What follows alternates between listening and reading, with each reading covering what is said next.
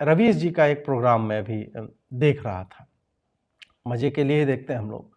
तो रवीश जी उस प्रोग्राम में लग रहा था कि मुंह में ले लेंगे लॉलीपॉप, लाल रंग का टोपी पहना हुआ।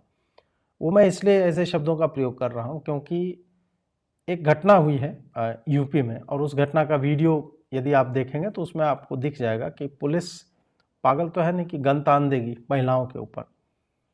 उसके पीछे जो लोग थे वो लगातार पत्थरबाजी कर रहे थे। पहले हम वो वीडियो देखते हैं, उसके बाद रवीश जी का मुंह में लेने वाला वो भी हम लोग देखेंगे।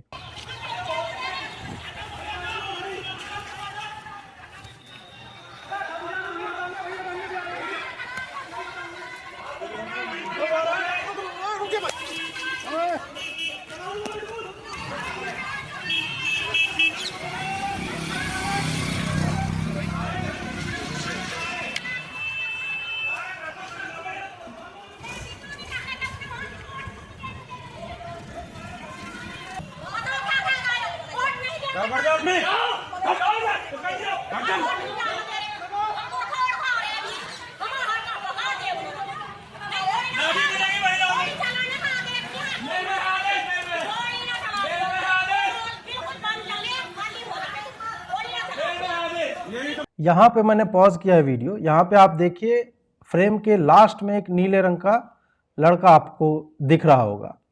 इस लड़के ने पत्थर उठाया और वो पत्थर लगातार फेंक रहा है उधर से। मतलब बच्चे नहीं हैं, आप समझ ही सकते हैं कि मैं किस तरह के शब्द का प्रयोग करना चाह रहा हूँ।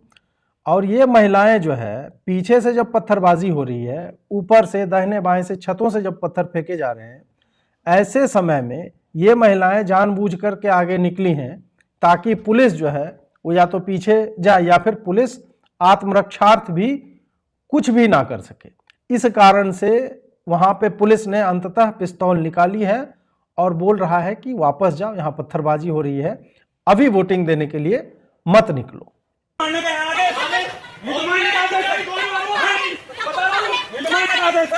ये वीडियो था और ये वीडियो भी अखिलेश यादव ने शेयर की है। और जो वीडियो मतलब इसी वीडियो का हिस्सा रवीश कुमार ने अपने चैनल पे चलाया है, उस वीडियो में वो नीली शर्ट वाला लड़का, जहां पे फ्रेम फ्रीज करके मैंने आपको बताया कि वो पत्थर उठा रहा है, पत्थर उठाते हुए है उसके बाद काट देता है। वो पत्थर वहां से चला भी रहा है। ऐसे में जब छत से पत्थरबाजी महिलाएं कर रही हैं, ऐसे समय में पुलिस के पास स्थिति नियंत्रण में लाने का और उसके हाथ में गन ही है, तो वो दाहिने हाथ से ही जब वो बात करेगा तो ऑब्वियस सी बात है ऐसे ऐसे हटने के लिए भी कुछ बोलेगा तो हाथ में गन तो रहेगा। ऐसा तो है नहीं कि वो गन पहले रखेगा होल्स्टर में, उसके बाद फिर हाथ से ऐसे ऐसे करेगा। तो उसने गन तान करके, और गन ऐसा तान करके बोला नहीं, वो जो शाहरुख पठान था दिल्ली दंगों में जो पुलिस वाले के ऊपर गन तान रहा था, वैसे तो गन ताना नहीं, उसने गन लेकर के बोला कि पीछे जाओ वरना गोली मार दूंगा, गोली चला दूंगा। ऐसी बात तो वही है कि जब चारों तरफ से इतना कुछ हो रहा है और आज सोशल मीडिया के दौर में इस तरह की वीडियो आती है, वीडियो का केवल एक हिस्सा दिखाया जाता है और एक हिस्सा वीडियो भी नहीं, कई जगह पे केवल उस पुलिस अधिकारी ने जो फ्रेम पे ऐसे करके गोली तानी हुई है, केवल उस बात को दिखाया।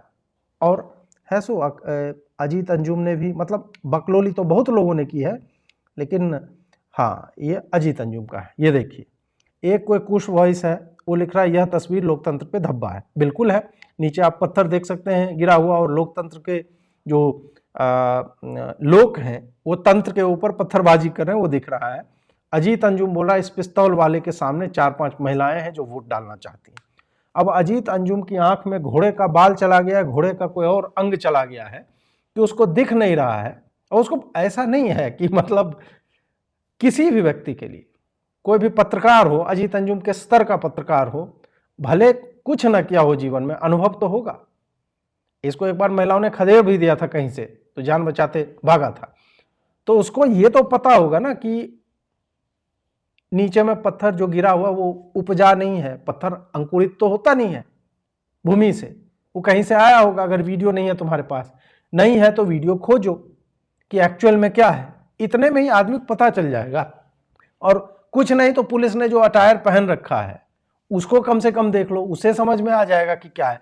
लेकिन नहीं, अजीत अंजुम बोल रहे हैं कि इस पिस्तौल वाले के सामने, पुलिस वाला नहीं बोल रहा है, पिस्तौल वाला जानबूझ करके बोल रहा है कि पिस्तौल वाला कोई गुंडा है और उसके सामने 4-5 महिलाएं जो वोट डालना, मतलब इतनी साधारण सी सिंपल सी बात है कि यार वो वोट देने जा रही थी, इसने पिस्तौल तान दिया ये योगी की पुलिस ने।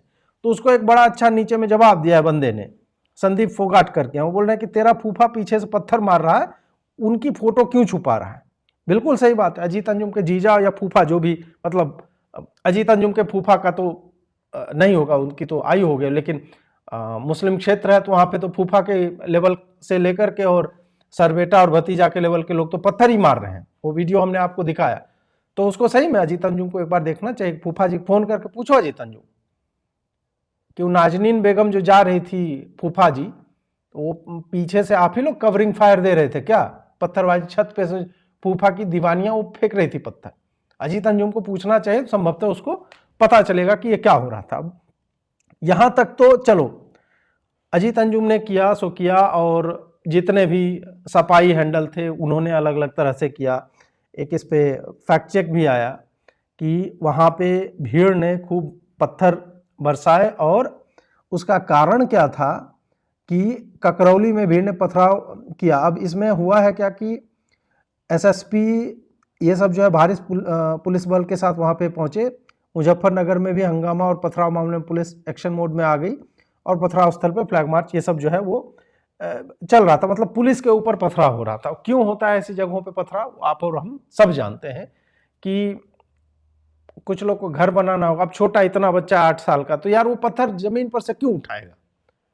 वो पत्थर उठाएगा, हामिद जो है चिमटा लेके दादी के पास जाएगा, गिफ्ट देगा कि दादी आपके हाथ, वो पत्थर उठा के जा रहा होगा, उसके घर की दीवार बन रही होगी, दीवार में इतना ही छोटा पत्थर का टुकड़ा मतलब चाहिए होगा, तो बेचारा अब्दुल जो है वो उठाया और अब्बू के पास वो पत्थर लेकर के जा रहा होगा। तो आप सोचिए कि सड़क पर से मुसलमान छोटे बच्चे अपने घर की दीवार बनाने के लिए पत्थर चुन करके जा रहे थे, और पुलिस जो है पिस्तौल ताने और गोली चला रही।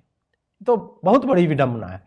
अब रवीश जी की इस पे कवरेज जो है वो देखिए। माहौल में भी दो औरतें आगे आती हैं, पुलिस से बहस करती हैं, पुलिस अफसर के हाथ में रिवॉल्वर है, तब भी ये दो महिलाएं वोट डालने के अधिकार के लिए अड़ी रह जाती हैं। इस गली में आपको भारत की आर्थिक चमक और विकास के दावों की हकीकत दिख जाएगी, और लोकतंत्र का भविष्य भी। एक तरफ महाराष्ट्र और झारखंड के मतदाता उंगलियों पर स्याही के निशान सोशल मीडिया पर चमका रहे हैं, और यहाँ महिला मतदाताओं के सामने रिवॉल्वर लहराया जा रहा है। भारत का लोकतंत्र ऐसी महिलाओं के साहस में जिंदा रहेगा। उन्हें अपने निर्दोष होने पर भरोसा रहा होगा। वो अगर पत्थर नहीं चला रही थी तो उन्हें किस बात का डर? ये भारत के आम मतदाता का साहस है, उसकी समझ और साहस का कोई जवाब नहीं। एक दिन जब सब कुछ बिक जाएगा, संस्थाओं में बैठे लोग अच्छे अच्छे सूट पहनकर अपनी निष्पक्षता बेचकर चुप हो जाएंगे, तब ऐसी आम औरतें गलियों से निकल आएंगी। यूपी में जो हुआ वो बेहद दुखद है, लेकिन इन औरतों के साहस ने हताशा के बीच उम्मीद की किरण जगा दी है। यूपी में जो हुआ बेहद दुखद है। पत्थरबाजी हो रही है, मुसलमान पत्थरबाजी कर रहे हैं, पुलिस के ऊपर लगातार पत्थरबाजी हो रही है। ये केवल एक शब्द में समेट दिया, दुखद है। और जो महिला कर रही है उसको बोल रहा है ये उत्साह है, बहादुरी है, और वो जो है लोकतंत्र को रिप्रेजेंट कर रही है। भाई इसको मूर्खता कहते हैं कि पत्थरबाजी हो रही है और आपको बोला जा रहा है पुलिस प्रशासन के द्वारा कि आप घर में जाओ, थोड़ी देर बाद जब स्थिति सामान्य हो जाएगी। ऐसा है नहीं कि शाम के 5 बज रहे थे, ये सुबह के 10-12 बजे टाइप का समय है, पूरी धूप खिली हुई है। ऐसे में उसको बोला जा रहा है कि आप चले जाओ। पहले पुलिस वाले ने समझाया। आप सोचिए, 1 मिनट के लिए सोचिए कि पुलिस जो है क्रिकेट वाला हेलमेट पहन करके वहां पे खड़ी है और पुलिस को पता नहीं है। अभी हाल ही में हुआ है ना वो गोपाल मिश्रा को जो मारा गया, हाल ही बहराइच की घटना तो याद है ना सबको। तो ऐसा तो है नहीं कि मुसलमान खाली पत्थर ही मारता है, मुसलमान तो घर में पिस्तौल भी रख के बैठा हुआ है, और वो तो ऐसे समयों की प्रतीक्षा करता है। ऐसे समय में पुलिस चारों तरफ से ओपन सड़क के बीच में खड़ी है, गली के एंड पे या गली के आरंभ पे, और ऐसे में कितना प्रेशर होगा उस पुलिस वाले के ऊपर कि कहीं से भी एक गोली आएगी, लग जाएगी गर्दन में, माथे में, कहीं पे, कहीं से एक पत्थर आएगा, कोई ईंट आएगा, कोई टाइल फेंक देगा ऊपर से और लग जाना है। पत्थरबाजी किसके खिलाफ हो रही थी? वहां तो कोई हिंदू भी नहीं था। मक्का हो, वहां पे शैतान को पत्थर मारते हैं तो समझ में आता है। यहां पे किसको पत्थर मारा जा रहा? पुलिस को ही। ऐसे में पुलिस खड़े होकर के महिलाओं को समझा रहा है। तो रवीश क्या बोला कि इस गली को देखिए, इससे भारत के लोकतंत्र की हकीकत। गली में का फ्लाईओवर बना दे, वहां पे सारे मकान पक्के हैं, संभव है कि बहुत सारे मकान जो है वो प्रधानमंत्री आवास योजना से बने होंगे। गली बनी हुई है प्रॉपर, ईंट वहां पे चौक के रखा, मतलब क्या ये इतने, मैं लाइव में बोलना नहीं चाहता हूं, लेकिन आप म से वो शब्द आरंभ होता है और द से खत्म होता है, 5 अक्षरों का वो शब्द है, ये इतने बड़े हैं। और क्या होता है विकास? क्या सामने की सड़क टूटी हुई थी? और यदि टूटी हुई है तो ये मुसलमान ही वहां की सड़क तोड़ रहे हैं। यदि गली पतली है तो इन मुसलमानों ने उस तरह की गलियां बना रखी हैं। यह भी आज के समय का सत्य है। और ऐसे में ज्ञान दे रहा है कि लोकतंत्र की कहानी, क्या कह रहा है कहानी? सरकार ओपन डिफिकेशन जो है बैन कर रही है। कोई लोटा लेके एक रैंडम आदमी कहीं पे चला जाएगा, बोलेगा कि सरकार के दावों की पोल खोलता है यह वीडियो। भाई मोदी जो है ना, हमेशा गुलेल खड़ा नहीं रहता है मेड़ पे कि आएगा कोई हगने के लिए तो वहां पे गुलेल चला के उसके नितंब पे मार दूं एक कंकड़। कि कितने साले निर्लज्ज लोग हैं ये। आगे देखिए कि लग रहा है एकदम मुंह में ले लिया है, प्रॉपरली मुंह में ले लिया, फिर भी कैसे बोल रहा है। इस टैलेंट के लिए तो रवीश को एक और मैग्सेसे जो है वो बनता है कि मुंह में लेने के बाद ऐसे कैसे बोल सकता है। सुनिए। अखिलेश यादव ने ट्वीट पर ट्वीट नहीं किया होता तो आज यूपी में पुलिस का यह खेल सामने नहीं आ पाता। चुनाव आयोग की नाक के नीचे कितने ही वोटर को वोट डालने से रोक दिया जाता। किसी भी न्यूज चैनल से ज्यादा अखिलेश यादव का ट्विटर हैंडल यूपी के मतदान का सूचना केंद्र बन गया था। उन्होंने प्रमाण के साथ वीडियो ट्वीट करना शुरू किया कि पुलिस मतदाता को वोट डालने से रोक रही है, उनकी आईडी चेक कर रही है, रास्ते रोक रही है, धमका रही है। आज समाजवादी पार्टी ने अपनी शिकायतों और सक्रियता से यूपी पुलिस का खेल उजागर कर दिया। हाँ, यूपी पुलिस का खेल। अब मुझे यह देखना है कि मैं एक ट्राई करता हूं, ये रिमोट है, आप देख रहे हैं इसकी लंबाई। अगर इसको मुंह में ले लिया जाए, मैं बोल नहीं पाऊंगा, लेकिन रवीश में टैलेंट है। और देखिए उनके एडिटर का, मुझे लगता है कि जो उन्होंने मुंह में लिया होगा उसको हरे रंग के कपड़े से वो यदि आप उसको लपेट देंगे तो क्रोमा कट जाता है, अदृश्य हो जाता है। ये वीडियो एडिटिंग में होता है। उसके बाद भी इतनी क्लैरिटी के साथ बोलना, अखिलेश ने ये किया, अखिलेश ने ये नहीं किया होता। भाई अखिलेश के समय लॉ एंड ऑर्डर की क्या स्थिति रहती है वो भूल गए क्या रवीश? तुम तो भूल ही जाओगे, क्योंकि तुमको अखिलेश जो है चार्टर्ड प्लेन में बिठाता है, अखिलेश तुम्हारे साथ सेल्फी लेता है। अखिलेश ने ये किया, अखिलेश ने वो किया, अखिलेश ट्वीट नहीं करते तो ये हो जाता, अखिलेश के बच्चे की मैं मां बनने वाली। अब बस रवीश का इतना ही बचा हुआ था कहना कि अखिलेश मतलब इतने धक्के दे रहे हैं कि अब मैं मां बनने वाली हूं। सोशल मीडिया के दौर में आपको क्या सही में लगता है कि अखिलेश ने ये वीडियो नहीं चलाया होता? अबे अखिलेश की अधोजटाओं के बाल सदृश जो उसके टुटपुंजे इधर जैकी यादव और फलाना प्रसाद और ये सब जो घूम रहे हैं ना, वो भी इतना वायरल करा देते हैं वीडियो को जिसको संज्ञान लेना पड़ता है। तो ऐसा कुछ नहीं है कि अखिलेश ने ये क्या, अखिलेश मतलब कार सेवकों पे गोली चलवाने वाले लोग, उसकी पार्टी, सपा का ये नारा है खाली प्लॉट हमारा है। इस तरह के गुप्त नारों से चलने वाले, जिन्होंने मतलब माफियाओं को पाला है प्रॉपरली, ऐसे लोगों को तुम डेमोक्रेसी बचाने वाला और ये सब बोल रहे हो? जितने छिद्र हैं सब में ले लो, एक एक बनवा के, मुझे लगता है एक 3D प्रिंट करवा लो, 3D प्रिंट करवा के प्लास्टिक का या सिलिकॉन का, जो भी आपकी मतलब जो भी आपको चलता है वो वैसे करके आप रख लीजिए और आनंद आएगा और क्लैरिटी के साथ आप बोल पाएंगे। आज मूड एकदम खराब कर दिया। मतलब क्या बोला ये वीडियो सुनिए, मैं क्यों ऐसे बोल रहा हूं उसके पीछे कारण है। अखिलेश यादव अपनी पार्टी को भी संभाल रहे थे और पत्रकारों का भी काम कर रहे थे। यूपी में पुलिस के खिलाफ जो भी एक्शन हुआ है बहुत हद तक उसका श्रेय समाजवादी पार्टी की सक्रियता को जाता है। लेकिन यूपी में आज जो हुआ ठीक वही लोकसभा चुनाव में हो चुका है। अगर यही हाल रहा तो एक दिन यूपी में चुनाव होगा और यूपी पुलिस की जगह तमिलनाडु की पुलिस मतदान करा रही होगी। क्या यूपी पुलिस के कुछ अधिकारियों का मनोबल इतना बढ़ गया है कि वे नियमों की इस तरह से धज्जियां उड़ा रहे थे? चुनाव आयोग के दिशा निर्देशों का पालन न करने का दुस्साहस उनमें कहां से आ रहा था? अब यहां पे रवीश ने बोला कि मतलब वीडियो दिखा रहा है खुद ही, मुल्लों की भीड़ है, वहां पे पुलिस है। खुद भीड़ दिखा के बोल रहा है पुलिस पर जो एक्शन हुआ है। पुलिस पे क्या एक्शन हुआ है? वो है कि कहीं पे पुलिस जो है आईडी मांग रही थी महिलाओं से, तो पुलिस को संभवतः टेक्निकली आईडी मांगने का अधिकार नहीं होता है। तो वो वीडियो सामने आया, उसके बाद जो 4 जगह पे संभवतः अधिकारी जो निलंबित हुए। ठीक है, अब तुम जो वीडियो चला रहे हो वहां पे दंगे की स्थिति बनी हुई है, मतलब पुलिस को घेर करके मुसलमानों के घर से पत्थर मारा जा रहा है, उस पर कुछ नहीं। और यही हाल रहा तो तमिलनाडु की पुलिस का कौन सा रिकॉर्ड बढ़िया है? तमिलनाडु की पुलिस दैनिक भास्कर की रिपोर्ट पे, जिसके आधार पे मनीष कश्यप ने वीडियो बनाया, उसका तो बाल तक नहीं उखाड़ पाई ना।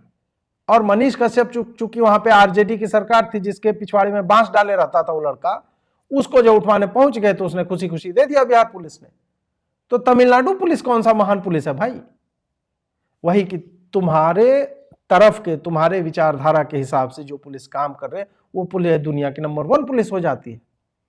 तुम्हारा बस चले, तुम बिहार पुलिस की भी जय जयकार कर दोगे, लेकिन अभी नहीं करोगे। जब वो आरजेडी के साथ था और रामनवमी पे बमबाजी चल रही थी, उसके बाद जब बजरंग दल के लोगों को जेल में डाला जा रहा था, तब तुम जय जयकार कर रहे थे। आज पुलिस के ऊपर स्पष्ट रूप से पत्थरबाजी हो रही है। कुछ समय पहले गोली मारा गया है इसी मुसलमान भीड़ के द्वारा। ऐसे समय में रवीश के द्वारा यह कहना कि भाई यहां की पुलिस ठीक नहीं है, भाई यदि उत्तर प्रदेश की पुलिस ठीक नहीं है ना, तो भारत में कहीं की पुलिस ठीक नहीं है। जब जनता साथ नहीं दे रही है तो अधिकारी लगा दिए, सुनने में आया है। हम तो उन अधिकारियों से कहेंगे, क्या रखा है आईपीएस और आईएएस में? अरे छोड़ो कुर्सी, हम भी इंजीनियर हो जाते। हम भी इंजीनियर नहीं बने, हमने भी कुर्ता पजामा पहन लिया और लाल टोपी लगा ली। हम आपसे भी कहेंगे, बड़ा शौक है वोट डालने का, वोट डलवाने का, रोकने का, तो कुर्ता पजामा सिलवा लो। उधर थोड़ा दिक्कत होगी टोपी पहनने में, हमारे संग लाल टोपी लगा लो। ये अभी जो खुशामद आप कर रहे हो, उस खुशामद से कुछ मिलने वाला नहीं है, क्योंकि वो सरकार गिरने वाली है, चलने वाली सरकार नहीं है। बीजेपी ढलान पे है और पीडीए चढ़ान पर है। अब इसमें एक बात, इन्होंने बोला कि हम भी इंजीनियर नहीं भाई अगले जी किसको ठग रहे हैं आप? इंजीनियर उसी तरह से बनते हैं जैसे कि हजारों बच्चे जो माता पिता को ठगते हैं। हमारे टाइम में पैसा लेकर के लैपटॉप खरीदते थे, उस पर पॉर्न फिल्में देखा करते थे या और भी फिल्में देखा करते थे। उसके बाद थोड़े समय के बाद डीएसएलआर का प्रचलन आया, वो लेके फिर गिटार बांध के घूमने वाले। तो ये जो है ये चलता रहता। तो आप इंजीनियर तो नहीं बनते। हाँ, इंजीनियरिंग की डिग्री आपके पास अवश्य आ जाती, मतलब चाहते तो आप इंजीनियरिंग क्या पीएचडी की भी डिग्री आ जाती है और आप आर्किटेक्ट भी कहीं पे बन जाते, इस तरह से बन सकते थे। बट हाँ, आपने बहुत उचित चुनाव किया कि भाई नहीं, मुझे राजनीति में जाना है, क्योंकि वहाँ जिस लंठई की आवश्यकता है वही है आपके पास।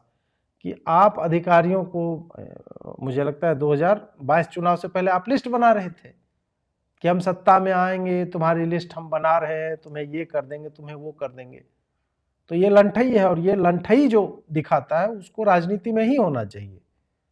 पुलिस वाले लंठई नहीं करते हैं, पुलिस वाले अपना काम कर रहे हैं, दंगा में पिट रहे हैं, मार दिए जाते हैं विकास दुबे जैसे लोगों के द्वारा, अतीक अहमद के द्वारा, मुख्तार अंसारी जैसे लोगों के द्वारा। तो ऐसे में मतलब वो तो फिर भी बेचारे अपना काम कर रहे, उन्होंने परीक्षाएं पास की हैं।